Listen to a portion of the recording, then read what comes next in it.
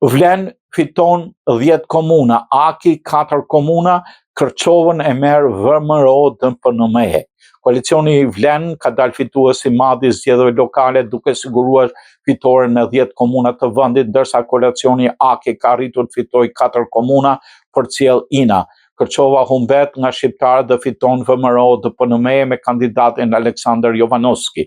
Po ashtu VMRO DPNM-e fitoi sërish dhe Brevenicën në Pollog.